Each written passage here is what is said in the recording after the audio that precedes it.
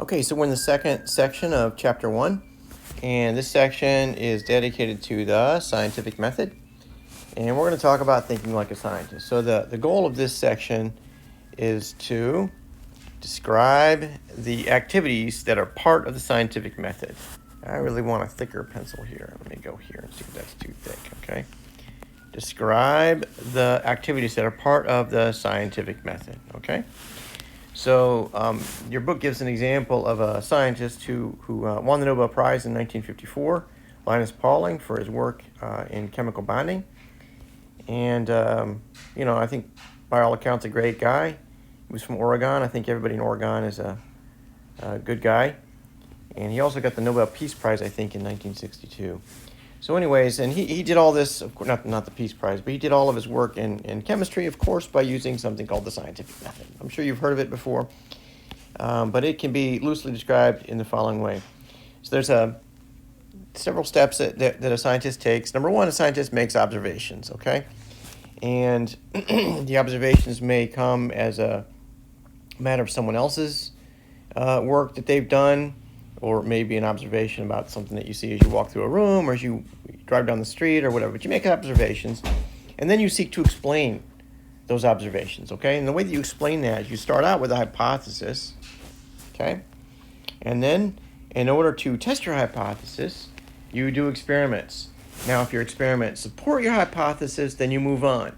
But if they don't, you reiterate, and you go through and you modify your hypothesis, and you go to experiments again, right? And you keep doing this until your hypothesis and your experiments are consistent, and when they're consistent, then you make a conclusion, okay? So the last step in this is make a conclusion, and your conclusion is going to be something like, a paper, you write a paper, or you give a speech, or whatever, okay? So observations, hypothesis, experiments, and conclusion, it's relatively intuitive. I'm not sure it's worth memorizing, but it's important enough, I think, for us to spend a few minutes on it. So let's go look now at an example of that. Suppose that you have, you go to your friend's house. She's got a new cat, Fluffy, right? And you start to sneeze. When you sneeze, you say to yourself, you really made two observations now, right? Your number one observation is, hey, I'm sneezing. And number two, my friend's got a new cat named Fluffy, right? So those are your two observations.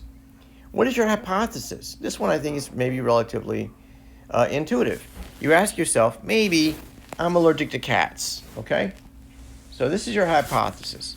Now, in order to validate that, a lot of people just stop right there, right? They find some decent explanation for some phenomenon, and they figure that that's the way it is. But a scientist doesn't do that. A scientist says, well, I probably better go and visit other friends with cats.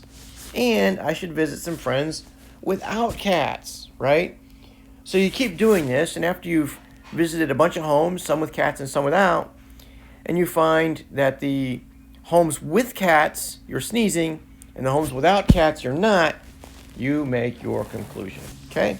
And your conclusion is that your hypothesis is correct. All right, so in case that didn't make any sense, let's look at a couple graphics. Here's Fluffy. Here's you. Here's you sneezing, right? There's you sneezing.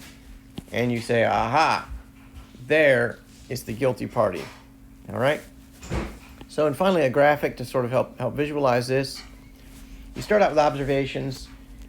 You have observations partly because, for any number of reasons, you have observations sometimes because someone made an observation and they ask you to make an explanation for it, or again, you drive down the road, you see something, you go in the lab, you see something strange, you make a hypothesis, you try to make an explanation for that.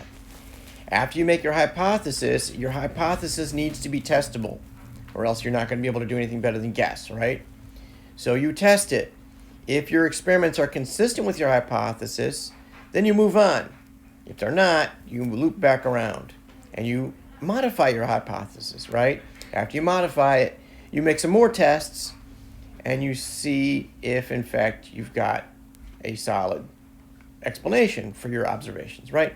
If you do, then you write it up in a paper, or you give a speech. All right, so this is the scientific method, something you've used before. I'm sure you've seen this before.